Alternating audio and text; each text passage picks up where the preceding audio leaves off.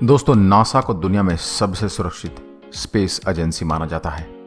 एक 15 साल के बच्चे ने केवल अपने मनोरंजन के लिए नासा के सिस्टम को हैक कर लिया था। इतना ही नहीं, नासा को कई दिनों तक इसके चक्कर में अपना काम भी बंद करना पड़ा था। इस घटना के बाद उस बच्चे की जिंदगी पूरी तरह से बदल गई। उसकी जिंदगी में इतने उतार चढ़ाव हुए कि उसे खुद की जान लेनी पड़ी। दोस्तों, चलिए जानते हैं कि एक 15 साल के हैकर की कहानी। यह बात है साल 1999 की।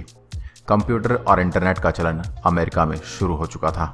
कई युवा इंटरनेट की ताकत को आजमाने लगे थे। उनमें से एक था जोनाथन जेम्स। जेम्स 15 साल का था और कंप्यूटर की दुनिया को समझ रहा था। कहते हैं कि उसका दिमाग कंप्यूटर के मामले में काफ़ी तेज चलता था, इसलिए धीरे धीरे वो हैकिंग की ओर बढ़ गया। जेम्स ने कुछ वक्त बाद हैकिंग को आजमाना शुरू कर दिया था। उसने अपना नाम भी रखा था, जो कि कॉमरेड के नाम से जाना जाता था। अपने इस नाम के साथ जेम्स ने हैकिंग की दुनिया में कदम रखा। उस समय जेम्स कंप्यूटर के आगे बैठकर कोडिंग करने में लगा हुआ था। कहते हैं कि धीरे धीरे जेम्स का हाथ हैकिंग में काफ़ी अच्छा चलने लगा था। छोटी छोटी हैकिंग के बाद वह अब कुछ बड़ा करने की सोच रहा था। अब उसकी नज़र में अपने देश के सबसे सुरक्षित नासा के कंप्यूटर सिस्टम को हैकिंग के बारे में सोचते ही जेम्स ने ऐसी प्रोग्राम बनाने शुरू कर दिए जिसके ज़रिए वो नासा के सिस्टम को बेच सके। लेकिन इतना ही नहीं, थोड़े समय में उसने ऐसा एक प्रोग्राम बना भी लिया। इसके बाद अब बस बारी थी उस प्रोग्राम को चलाने की। नासा पर अपना प्रोग्राम टेस्ट करने से पहले जेम्स ने उसे एक लोकल स्कूल और एक स्टोर पर चलाकर देखा। दोनों के ही सिस्टम में कुछ ही पल में वो प्रोग्राम काम कर गए। इसके बाद जेम्स उनके कंप्यूटर के अंदर झांक सकता था और उनकी फाइल निकाल सकता था। कहते कि इन दोनों ही सिस्टम में जेम्स ने लोगों की निजी जानकारी निकाल ली थी। प्रोग्राम के सही तरीके से चलने के बाद अब बारी थी नासा के सिस्टम में इसे चलाने की। इसके बाद जेम्स ने सीधे ही प्रोग्राम नासा के कंप्यूटर में भेज दिया। दोस्तों, कहते कि जेम्स एक सिस्टम हैक करने तक नहीं रुका, नासा के सिस्टम से एक सॉफ्टवेयर भी चोरी कर दिया। कहते कि उस सॉफ्टवेयर की कीमत करीबन $1.7 मिलियन थी। नासा के लिए वो सॉफ्टवेयर बहुत ही काम की चीज़ थी। इतना ही नहीं, इसके बाद जेम्स के हाथ इंटरनेशनल स्पेस स्टेशन के सोर्स कोड तक भी पहुंच चुके थे। दोस्तों, जेम्स को पता भी नहीं था कि नादानी में वो कितना बड़ा जुर्म कर बैठा था। शुरुआत में नासा भी इस हैकिंग का पता नहीं कर पाई थी, लेकिन कुछ ही दिनों बाद नासा को इस हैकिंग के बारे में पता चल गया। सोर्स कोड से छेड़छाड़ का जैसे ही नासा को पता लगा, उसको अपने सारे सिस्टम बंद करने पड़े। माना जाता है कि इसकी वजह से उन्हें करीब $41,000 का नुकसान हुआ था। कई और कंपनियों ने भी कहा कि उनके साथ हैकिंग हुई है और उनका काफ़ी डेटा खोया है। इसके बाद उन्हें लगा कि ये कोई बड़े हैकिंग ग्रुप के काम हैं, इसलिए तुरंत ही हैकर की खोज होने लगी। हर तरफ से ढूंढा जाने लगा। वहीं दूसरी ओर जेम्स की उसकी चोरी कोई पकड़ नहीं पाया। नासा और अमेरिका के डिफेंस डिपार्टमेंट ने हर तरफ से हैकर को खोजने का काम शुरू कर दिया। वो जानते थे कि आज जो नासा तक पहुंच सकता है, वो कल और भी अंदर जा सकता है। इसी डर की वजह से अमेरिका की खुफिया एजेंसी हैकर को ढूंढने में लगी थी। थोड़े ही समय में उन्होंने जेम्स का बनाया हुआ प्रोग्राम अपने सिस्टम में खोज लिया। उन्हें पता चल गया कि आखिर ये किस तरह काम करता है। इसके बाद उन्होंने उस प्रोग्राम की मदद से ही हैकर को खोजने का काम शुरू किया। थोड़ा ही वक्त लगा, नासा को अपने अपराधी की तलाश थी, वह उन्हें मिल गया।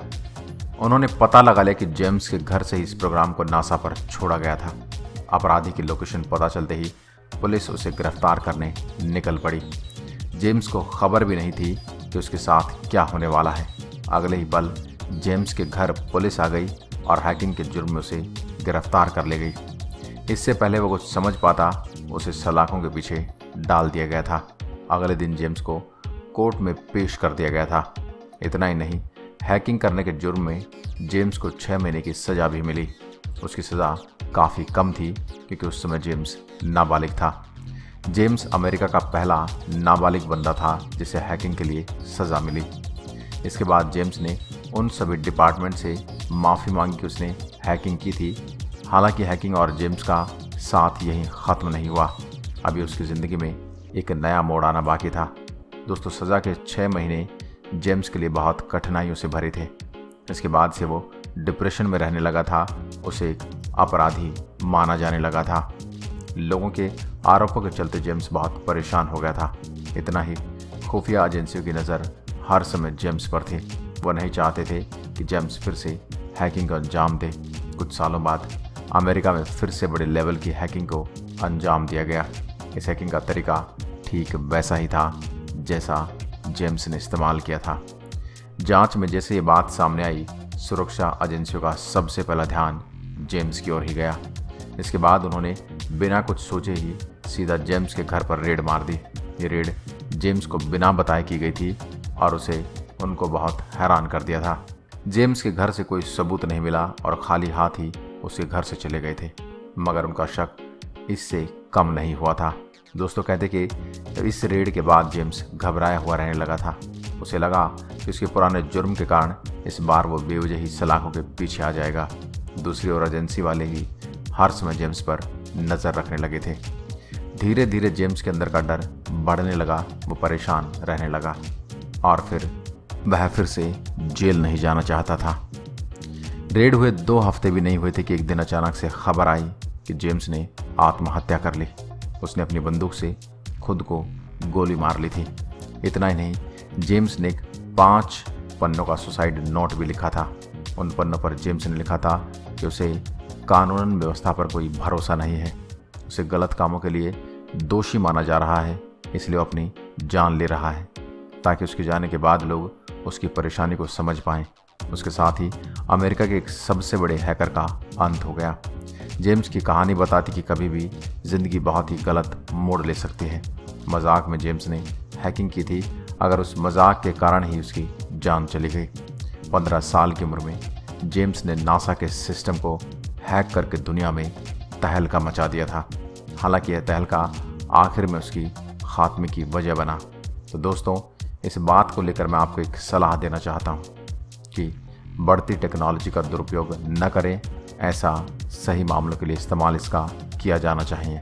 अगर आप इस बात से सहमत हैं तो प्लीज़ वीडियो को लाइक ज़रूर करें, इस वीडियो को ज़्यादा से ज़्यादा शेयर करें। अगर वीडियो पसंद आए तो लाइक करिएगा और ऐसी वीडियो देखने के लिए हमारे पेज को फॉलो ज़रूर करें। धन्यवाद।